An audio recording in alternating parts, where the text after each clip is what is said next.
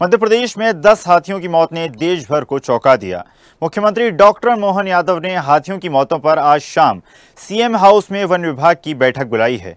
मुख्यमंत्री बांधवगढ़ में 10 हाथियों की मौत के मामले में आज रिपोर्ट लेंगे और इस बैठक में वन राज्य मंत्री दिलीप अहिरवार समेत वन विभाग के अधिकारी भी मौजूद रहेंगे। इधर उमरिया जिले के बांधवगढ़ नेशनल पार्क से लगे चंदिया परिक्षेत्र में हाथियों का आतंक लगातार जारी है।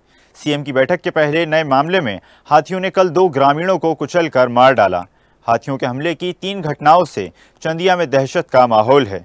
एक और जहां 10 हाथियों की मौतें लगातार प्रबंधन पर सवाल खड़े कर रही हैं, तो वहीं दूसरी तरफ हाथियों के हमले में कई लोग लगातार हताहत हो रहे हैं। ये आपको भी पता है कि 10 हाथियों की मौत हुई है और एसआईटी गठित भी हुई है। हम लोग भी पूरे विभाग के अधिकारी के साथ भी हम सब लोग आज रहे हैं और आप भी देखते रहे हैं कि लगभग 3 से 3.5 घंटा हम उधर रहे हैं, तो हर पहलू पे हम देखते रहे हैं। मगर जब तक वो रिपोर्ट की जांच नहीं आ जाती है, पोस्टमार्टम रिपोर्ट की जांच, जब तक उसे कुछ कह नहीं सकते हैं। तो मुझे लगता है कि 3-4 दिन के बाद जब पोस्टमार्टम की रिपोर्ट आ जाएगी तो हम लोग क्लियरिटी उस पर कुछ कर पाएंगे। आज तो हम लोगों ने सिर्फ वहाँ मुआयना किया, गए हैं, अब वो क्लियर तभी हो पाएगा जब उसकी रिपोर्ट आ जाएगी। आपने जो देखा क्या आया है? नहीं, अभी कुछ नहीं, ऐसा कोई नहीं है। मैं बता रहा हूँ कि उसकी जब पूरी अभी 2 जगह अपन ने भेजी रिपोर्ट सागर, और वहाँ से जब आएगी तो निश्चित रूप से उनमें स्थिति पूरी साफ हो जाएगी। और आज भी अभी हम विभाग के अधिकारियों के साथ भी बैठे रहे हैं, मतलब आने के बाद लगातार उनके बैठक के साथ भी हर पहलू पर हम लोगों ने बातचीत की है और यही निकला है कि जैसे ही उसकी रिपोर्ट आती है उसमें पूरा फाइनली पता चल जाएगा कि क्या उसका कारण है। ये आप तो सुना आपने किस तरह से वन राज्य मंत्री ने बताया कि लगातार मामले पर सरकार संज्ञानरत है। मामले पर रिपोर्ट भी जल्द ही तैयार की जाएगी और हाथियों की मौत का कारण पता लगवाया जाएगा। चलिए खबर पर अधिक चर्चा करेंगे। विकास तिवारी उमरिया से हमारे साथ जुड़ गए हैं। विकास, जिस तरह से जानकारी प्राप्त हो रही है, 29 अक्टूबर से जो सिलसिला शुरू हुआ, 31 अक्टूबर तक लगभग 10 हाथियों की मौत हो गई और अब सरकार पूरे मामले पर संज्ञानरत है। कहा जा रहा है कि जो भी दोषी होगा उनको छोड़ा नहीं जाएगा। क्या लगता है, जांच रिपोर्ट के बाद क्या सच है जो सामने आ सकता है? देखिए, सबसे अपने दर्शकों को पूरा घटनाक्रम बताना चाहूंगा। 3 दिनों में 10 हाथियों की मौत, ये बड़े सवाल खड़े करती है बांधवगढ़ नेशनल पार्क के इतिहास में ये पहली घटना है जो इतनी बड़ी संख्या में हाथियों की मौत हुई है। मैं आपको बता देना चाहता हूं कि प्रथम दृष्टिया जो शुरुआती बातें आई थी उस पे यही बात आ रही थी सामने कि हाथियों को पॉइजन दिया गया कहीं ना कहीं। चूंकि क्या है, इस क्षेत्र में हाथियों से लगातार ग्रामीण और किसान परेशान हैं, जिसका कोई हल प्रबंधन अभी तक नहीं निकाल पा रहा है। पार्क के सटे गांव में जितनी भी खेतियां करते हैं किसान, उन सारी खेतियों को लगातार हाथियों द्वारा चौपट किया जा रहा है। इससे कहीं ना कहीं किसान परेशान हैं, नाराज हैं।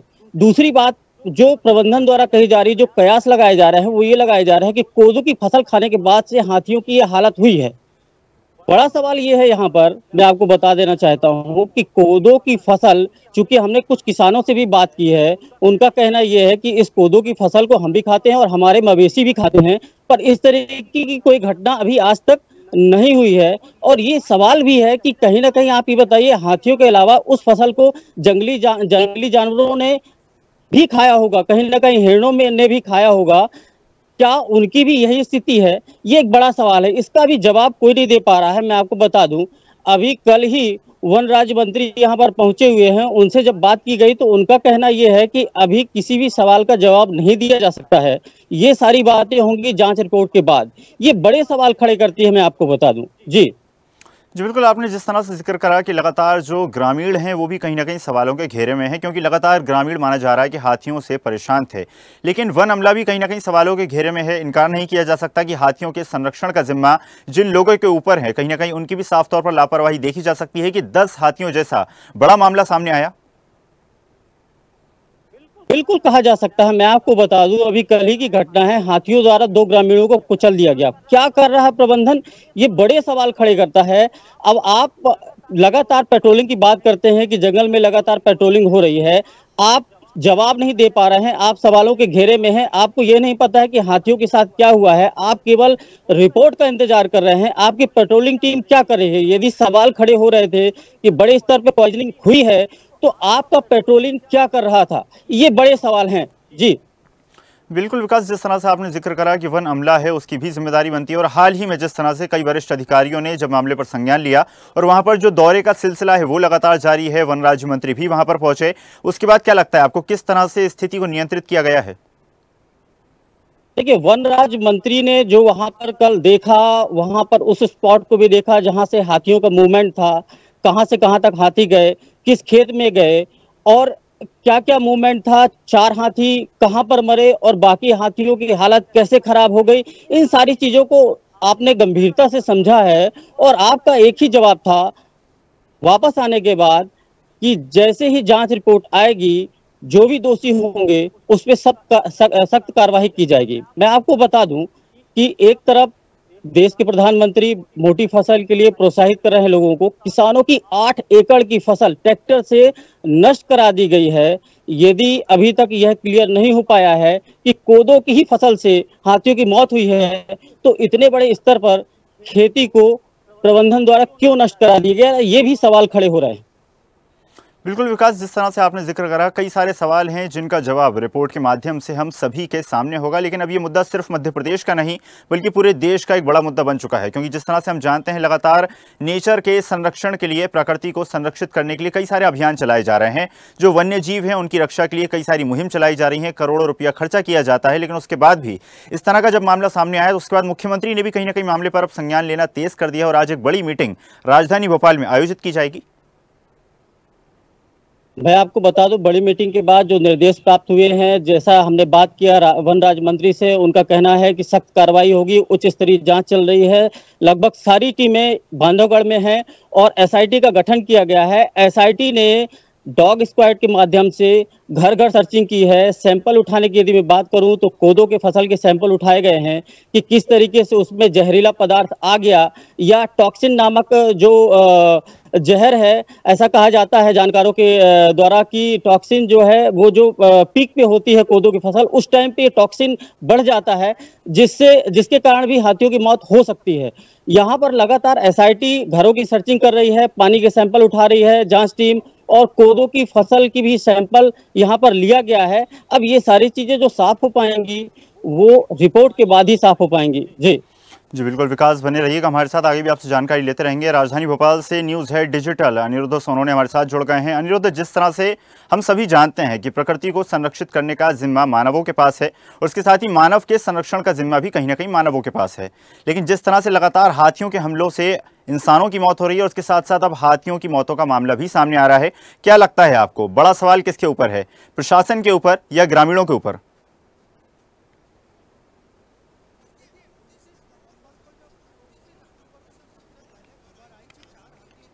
मौत हुई है उसके बाद ये पूरा मामला संज्ञान में आया और देखा जाए तो 29 अक्टूबर को जब 4 हाथियों की मौत हुई थी, उसी वक्त दूसरे हाथियों की तबीयत बिगड़ना शुरू हो गई थी। बढ़ते बढ़ते ये आंकड़ा 10 हाथियों की मौत तक पहुंच गया और चूंकि बांधवगढ़ के उमरिया से खबरें सही नहीं आ रही थी, मीडिया रिपोर्ट सही नहीं आ रही थी और सारी जानकारी सही रूप से वन विभाग का अमले के सहित राजनीतिक लोग भी नहीं दे पा रहे थे, इसीलिए मुख्यमंत्री ने 1 नवंबर को ताबड़तोड़ भोपाल में आपातकालीन बैठक बुलाई। इस बैठक में वन विभाग के सारे आला अधिकारी मौजूद थे, वन मंत्री मौजूद थे, वन राज्य मंत्री मौजूद थे और उन्होंने चिंता जाहिर करते हुए स्पष्ट संकेत 1 नवंबर को ही दे दिए थे कि मुझे हर हाल में बांधवगढ़ में जो 10 हाथियों की मौत हुई है उस पर 24 घंटे के अंदर रिपोर्ट चाहिए। मुख्यमंत्री की आपात बैठक के बाद ही वन राज्य मंत्री दिलीप अहिरवार और प्रमुख सचिव वन मध्य प्रदेश अशोक वर्णमाल पीसीसीएफ तुरंत बांधवगढ़ रवाना हुए। वहां उन्होंने गांव और खेतों का दौरा किया, उस स्थल पे भी गए जहां पे हाथियों का मूवमेंट रहता था, वहां भी गए जहां हाथियों की डेड बॉडी मिली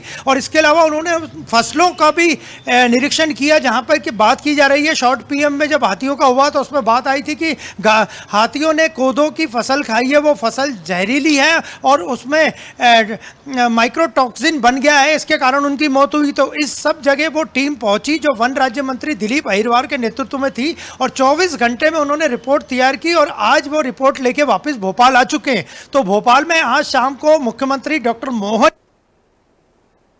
एक बड़ी बैठक बुलाई है। इसके अलावा कल एक बड़ी दुर्घटना भी वहां हुई है जब हाथियों के एक भीड़ ने चांदिया परिक्षेत्र में ग्रामीणों को कुचल के मार डाला। इस हमले में पिछले 3 दिनों में वहाँ 3 से ज़्यादा घटनाएं हाथियों की ग्रामीणों के साथ मुठभेड़ की और कुचलने की हो चुकी है, जिसमें 2 ग्रामीणों की मौत हुई है। हालांकि राज्य सरकार ने, डॉक्टर मोहन यादव की सरकार ने उनको सहायता राशि दे दी है, लेकिन इसकी भी रिपोर्ट मंगवाई गई है कि अचानक इन हाथियों ने चांदिया परिक्षेत्र में उत्पात कैसे मचाया। तो आज शाम को मुख्यमंत्री डॉक्टर मोहन यादव ने अपने निवास में बड़ी बैठक बुलाई है। उसमें वन राज्य मंत्री दिलीप अहिरवार, प्रमुख सचिव वन मध्य प्रदेश अशोक वर्णवाल, पीसीसी और तमाम वन विभाग के बड़े अधिकारी, जो बांधवगढ़ के अधिकारियों को भी बुलाया है। और आज संभवतः हाथियों की मौत की पूरी रिपोर्ट पेश की जाएगी और उसी टाइम यह फैसला भी हो जाएगा कि इस घटना में अगर वन अमले की कोई गलती है तो प्रमुख सचिव वन अशोक वर्णवाल पे बड़ी कार्रवाई हो सकती है। इसके अलावा पीसीसीएफ पे भी बड़ी कार्रवाई हो सकती है कि उन्होंने मध्य प्रदेश, जो कि टाइगर स्टेट कहलाता है, लेपर्ड स्टेट कहलाता है, यहाँ पे प्रधानमंत्री ने खुद कूनों में चीते छोड़े थे और पर्यावरण और वन्य की दृष्टि से मध्य प्रदेश का न केवल मध्य प्रदेश का राज्यों में बल्कि देश भर में महत्वपूर्ण स्थान है। तो आज अगर बैठक में वन विभाग की गलती हुई तो बड़ी कार्रवाई मुख्यमंत्री डॉक्टर मोहन यादव खुद कर सकते हैं और वन विभाग का अमला इसमें संदेह के घेरे में पहले दिन से है और रिपोर्ट के बाद वो संदेह भी पुष्ट हो जाएगा कि किसकी गलती से 10 हाथियों की बांधवगढ़ टाइगर रिजर्व में मौत हुई। अनिरुद्ध, बिल्कुल जिस तरह से आपने जिक्र करा कि लगातार ग्रामीण हाथियों से कहीं ना कहीं परेशान थे, हालांकि सारी सुइयां इस वक्त वन विभाग के अमले पर जा रही हैं, लेकिन इस बात से भी इनकार नहीं किया जा सकता कि कुछ ग्रामीण शरारती तत्व, असामाजिक तत्व भी हो सकते हैं जिन्होंने इस वारदात को अंजाम दिया हो।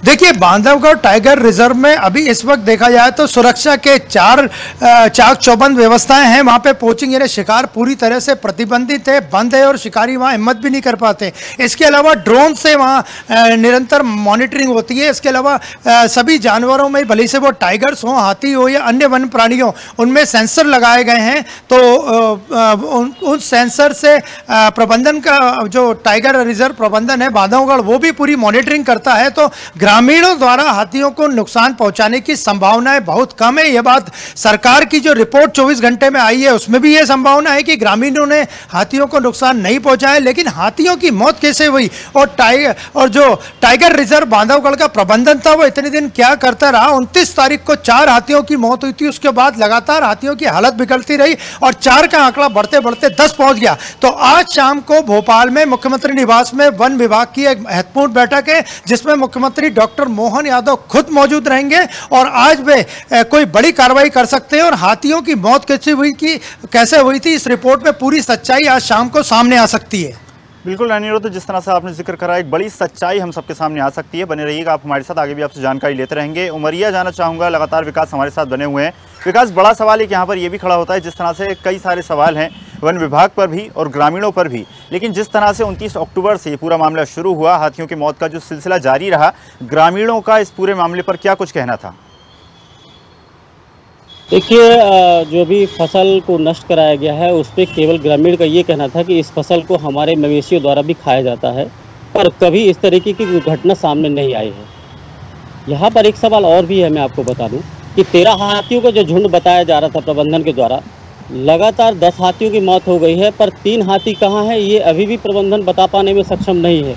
उनकी आज दिनांक तक सर्चिंग नहीं हो पाई है। इस बात का जवाब प्रबंधन नहीं दे पा रहा है कि वो 3 हाथी कहाँ हैं। निश्चित रूप से प्रबंधन के ऊपर बड़े सवाल खड़े होते हैं, उनकी कार्यशैली पर बड़े सवाल खड़े होते हैं कि क्या जंगल में जंगल राज चल रहा है। जी बिल्कुल विकास, जिस तरह से आपने जिक्र करा कि कई सारे सवाल हैं जिनके घेरे में वन प्रशासन है, इसके साथ ही लगातार सरकार भी मामले पर संज्ञानरत है।